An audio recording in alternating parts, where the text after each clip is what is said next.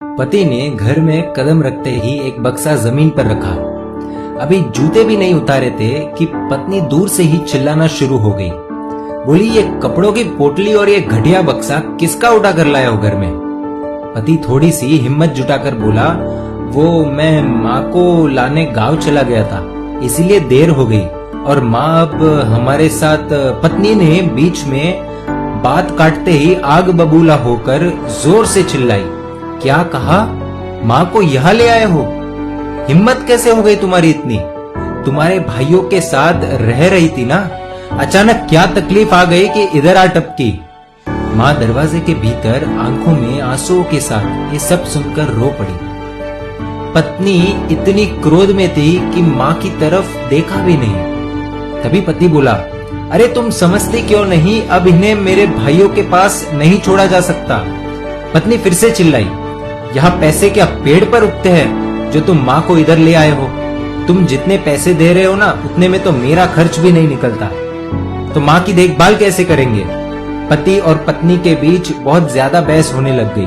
तभी पति ने कठोरता से कह दिया, अब ये हमारे पास ही रहेगी, चाहे तुम जो कहना है कह लो। पत्नी ने जवाब में कहा, तुम्हारे कहने से नहीं चलेगा, रखना तो मुझे है। मैं कहती हूँ अभी के अभी इन्हें वापस छोड़ाओ। अगर ये इस घर में आई तो मैं एक मिनट भी इधर नहीं रहूंगी। या तो ये रहेगी या फिर मैं रहूंगी। बस अब फैसला तुम करो कि इस घर में किसे रखना है और किसे नहीं। तुम क्या समझते हो, इस महंगाई वाले जमाने में इनको हम रख पाएंगे? और ये महारानी जी ऐसे ही मुंह उठाकर चली आई है। क्यों महारानी जी, आपको इधर आते हुए एक बार भी शर्म नहीं आई? ये कहते हुए पत्नी ने माँ की तरफ देखा तो पैरों तले उसकी जमीन खिसक गई। आंखें फटी की फटी रह गई, कुछ बोलने लायक नहीं रही। एक नजर से उस बूढ़ी औरत की ओर देखे जा रही है। मुंह से एक शब्द भी मुश्किल से निकले ऐसी स्थिति हो गई और दबी आवाज में बोली, माँ तुम? उसका पति जिसे घर लेकर आया था वो उसकी नहीं बल्कि उसकी पत्नी की माँ थी।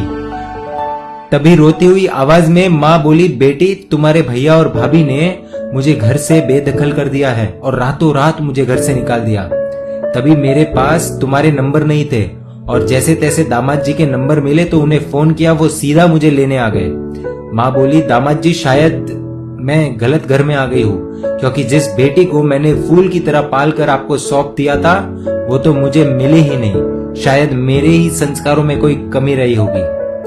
मुझे माफ करना दामाद जी, मैं अब यहाँ एक मिनट भी नहीं रुक सकती। जिस घर में माँ का ऐसा अपमान होता है उधर रहने से तो अच्छा है मैं किसी सड़क किनारे सो जाऊंगी और अपना गुजारा कर लूंगी। दामाद जी कुछ बोलते उससे पहले पत्नी रोकर माँ के चरणों में गिरकर माफी मांगती है। लेकिन ऐसी गलती की माफी क्या हो सकती है?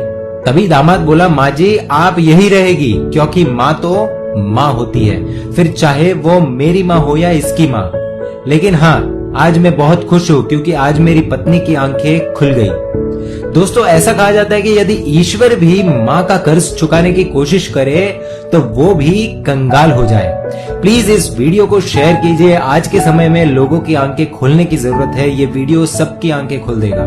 दोस्तों, आप सभी से एक और रिक्वेस्ट है, हमें सपोर्ट करने के लिए आपको YouTube पर जाकर इमोशनल वीडियो स्टोरीज चैनल को सब्सक्राइब करना होगा।